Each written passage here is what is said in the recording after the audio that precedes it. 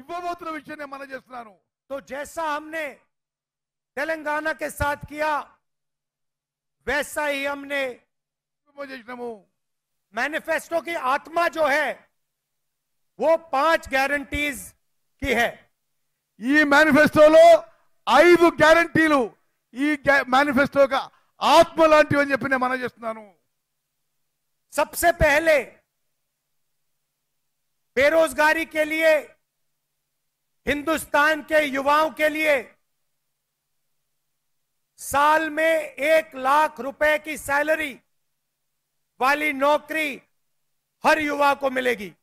భారతదేశంలో నిరుద్యోగులందరికీ అతి త్వరలో భారతదేశంలో నిరుద్యోగులందరికీ ₹1,00,000 జీతంతో ఉద్యోగం ఇప్పించబోతున్నాము. तो हमने एक अप्रेंटिसशिप का कानून बनाया है. మేము అప్రెంటిస్షిప్ అంటే ట్రైనింగ్, మరి ట్రైనింగ్ ఇచ్చే కార్యక్రమం కూడా మొదలు పెడుతున్నాము. इसमें हिंदुस्तान के हर युवा को, जैसे हम मनरेगा में रोजगार की गारंटी देते हैं, वैसे हिंदुस्तान के हर युवा को 1 साल की अप्रेंटिसशिप की गारंटी मिलेगी. మన్రేగాలో ఏ విధంగా అయితే గ్రామీణ యువతకి ఉపాధి కల్పిస్తున్నామో మొత్తం భారతదేశంలో యువతకి 1 సంవత్సరం పాటు అప్రెంటిస్షిప్ ట్రైనింగ్ ఇచ్చే గ్యారంటీ ఇవ్వబోతున్నాము. ये पब्लिक सेक्टर में होगी, प्राइवेट सेक्टर में होगी, हेल्थ केयर सेक्टर में होगी, एजुकेशन सेक्टर में होगी. सब सेक्टर्स में हम हिंदुस्तान के युवाओं को 1 साल की अप्रेंटिसशिप 1 लाख रुपए की देंगे. భారతదేశంలో ఉన్న నిరుద్యోగ యువత అందరికీ ₹1,00,000 జీతంతో 1 సంవత్సరం ట్రైనింగ్ అప్రెంటిస్షిప్ ప్రభుత్వ రంగ సంస్థల్లో, ప్రైవేట్ రంగ సంస్థల్లో, విద్యా రంగంలో, ఆరోగ్య రంగంలో తప్పనిసరిగా కల్పించబోతున్నా అని చెప్పి నేను మాటిస్తున్నాను. और ये युवाओं के लिए हमने सिर्फ एक बात रखी है, क्योंकि भाषण के लिए इतना टाइम नहीं है, तो जो सब कुछ हम कर रहे हैं वो मैं बोल नहीं रहा हूं. सिर्फ एक युवाओं की गारंटी यहां आपके सामने रख रहा हूं. యువకులకు సంబంధించిన అన్ని విషయాలు ఇలా చెప్పదలుచుకోలేదు. ఒక్క విషయమే నేను పదే పదే మీకు మనవి చేస్తున్నాను. मगर अगर आप मैनिफेस्टो में देखेंगे तो युवाओं के लिए अनेक और वायदे हमारे मैनिफेस्टो में है. మీరు మా మేనిఫెస్టో చూస్తే యువకులకి ఇంకా ఎన్నో అంశాలు కూడా మేము హామీ ఇస్తున్న విషయం మీకు తెలియవస్తుంది. आप जानते हो कि हिंदुस्तान की महिलाएं हमारे भविष्य की देखभाल करती हैं. భారతదేశంలో మహిళలు మన భవిష్యత్తు చూసుకుంటారని చెప్పి నేను మనవి చేస్తున్నాను. और जो महिलाएं जॉब करती हैं वो 2 जॉब्स करती हैं. ఉద్యోగాలు చేసే మహిళలు 2 ఉద్యోగాలు చేస్తారని చెప్పి కూడా నేను మనవి చేస్తున్నాను. एक ऑफिस में जाकर या मजदूरी कर कर और दूसरी घर में जो वो अपने बच्चों की और परिवार की रक्षा करती हैं, उनके लिए काम करती हैं. మహిళలు లేబర్ గా పొలాల్లో ఆఫీస్లో పనిచేస్తూ ఇంటిని కూడా మొత్తం చూసుకుంటారు. 2 ఉద్యోగాలు చేస్తున్నా అని చెప్పి నేను భావిస్తున్నాను. और हिंदुस्तान में मोदी सरकार के आने के बाद करोड़ों लोग फिर से गरीबी में घुस गए हैं. భారతదేశంలో నరేంద్ర మోదీ ప్రభుత్వం వచ్చిన తర్వాత చాలా మంది మళ్ళీ నిరుపేదలు అయిపోయారు. इसीलिए हम एक नारी न्याय कानून लाएंगे. అందుకోసమే నారీ న్యాయ అంటే మహిళలకు న్యాయం మేము తీసుకురాబోతున్నాము. नारी न्याय हिंदुस्तान के हर गरीब परिवार की एक महिला के बैंक अकाउंट में साल में 1 लाख रुपए डालेगी. ఈ నారీ న్యాయలో మహిళలకి అన్య న్యాయంలో ప్రతి కుటుంబంలో ఒక మహిళకి సంవత్సరానికి ₹1,00,000 ఇవ్వబోతుందని చెప్పి నేను మనం చేస్తున్నాను. ये क्रांतिकारी कदम है. ఇది విప్లవాత్మక మార్పు తీసుకురావాలని సమాజంలో చెప్పిన మనం చేస్తున్నాను. इससे पूरे देश का चेहरा बदल जाएगा.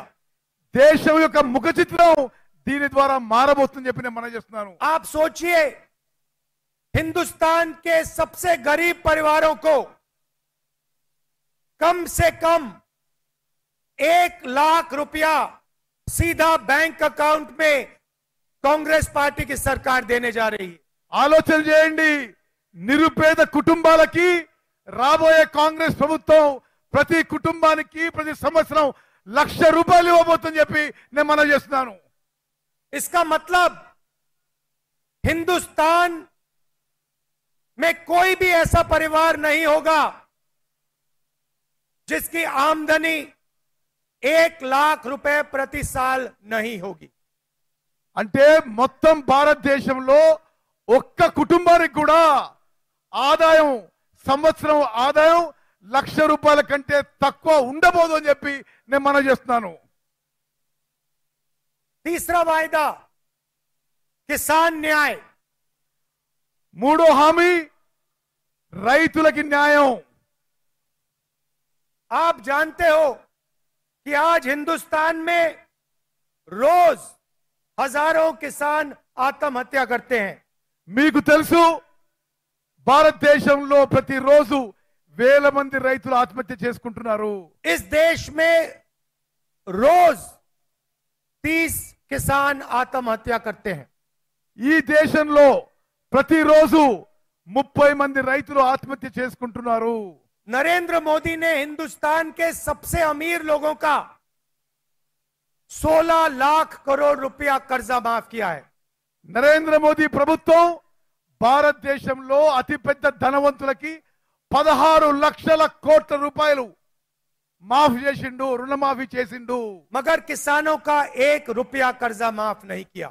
కానీ రైతులకి 1 రూపాయి కూడా రుణమాఫీ చేయలేదు. इसलिए किसान न्याय के माध्यम से हम किसानों का कर्जा माफ करेंगे और लीगल एमएसपी की गारंटी देंगे. అందుకోసమే కేంద్రంలో రాబోయే కాంగ్రెస్ ప్రభుత్వం రైతు రుణమాఫీ చేయబోతుంది. కనీస మద్దతు ధర ఎంఎస్పీకి చట్టబద్ధత కల్పిస్తోందని చెప్పి నేను మనం చేస్తున్నాను. हिंदुस्तान के किसानों को उनके प्रोडक्ट्स के लिए, उनके प्रोड्यूस के लिए मिनिमम सपोर्ट प्राइस, कानूनी मिनिमम सपोर्ट प्राइस मिलेगी. భారతదేశంలో ప్రతి రైతుకి వాళ్ళు పండించే ప్రతి వ్యవసాయ ఉత్పత్తికి మద్దతు ధర, కనీస మద్దతు ధరకి చట్టబద్ధత కల్పించబోతున్నాము. और स्वामी नाथन फॉर्मूला के मुताबिक मिलेगी. కనీస మద్దతు ధర ఎంఎస్పీ కూడా ఎంఎస్ స్వామినాథన్ ఫార్ములా ప్రకారం ఇవ్వబోతున్నాము. चौथा वायदा श्रमिक न्याय. నాలుగో గ్యారంటీ కార్మికులకి న్యాయం చేయబోతున్నాము. मजदूरों के लिए हिंदुस्तान में हम मिनिमम वेज लाएंगे.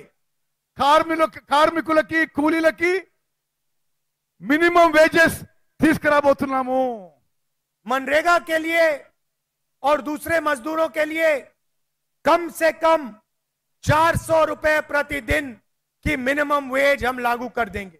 మన్రేగాలో గాని ఇతర పనుల్లో గాని కనీస వేతనాలు మినిమం వేజెస్ రోజుకి 400 రూపాయలు ప్రకటించబోతున్నాము. और पांचवा वायदा शायद सबसे जरूरी और ऐतिहासिक वायदा, ఐదో మించిన మాట చాలా పెద్ద విషయం. ఇది అందరూ మీరు జాగ్రత్తగా వినాలని కోరుకుంటున్నా. हिंदुस्तान में 50% आबादी पिछड़े वर्ग की है. భారతదేశంలో 50% జనాభా వెనుకబడి తరగతున్న వాళ్ళు, 15% आबादी दलितों की है. 15% జనాభా దళితులు ఉన్నది. 8% आबादी आदिवासियों की है.